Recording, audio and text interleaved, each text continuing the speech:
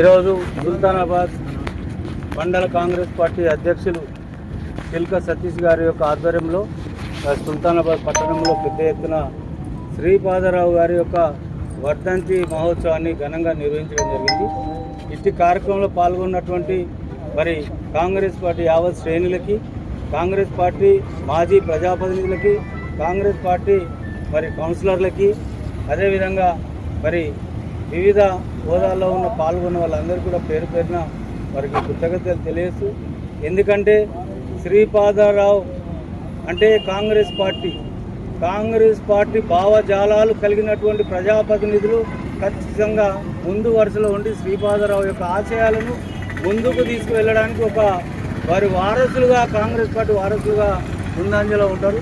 ఎందుకంటే ఈనాడు కాంగ్రెస్ పార్టీ ఈరోజు తెలంగాణ రాష్ట్రము, ఉమ్మడి ఆంధ్రప్రదేశ్లో కాంగ్రెస్ పార్టీకి ఒక అపరూపమైనటువంటి వన్య తెచ్చింది. మరి ఆజాద్ శత్రువుగా ఆనాడు తెలుగుదేశం పార్టీలో కూడా ఎన్టీ రామారావు మెచ్చిన అసెంబ్లీ స్పీకర్గా పేరు తెచ్చుకున్నటువంటి మరి శ్రీపాదరావు గారు.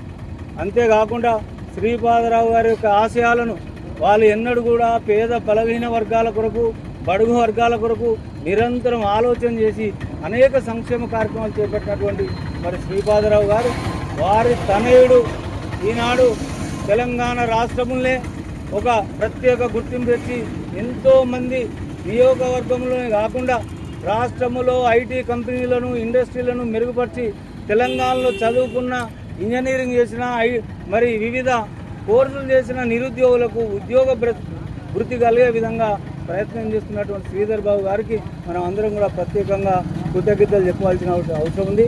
అదేవిధంగా ఈనాడు శ్రీపాదరావు గారి వర్ధంతి పురస్కరించుకొని పెద్దపల్లి మరి నడిబొడ్డున జిల్లా లోపల శ్రీపాదరావు గారి విగ్రహం మన శాసనసభ్యులు విజ్జన్న గారి ఆధ్వర్యంలో, మరి అదేవిధంగా జిల్లా కాంగ్రెస్ పార్టీ అధ్యక్షులు మక్కాన్ సింగ్ వారి సహకారంతో మరి పెద్దపల్లిలో పెద్ద ఎత్తున శ్రీపాదరావు విగ్రహం, హంస విగ్రహం తయారు చేయబడి ఉన్నది.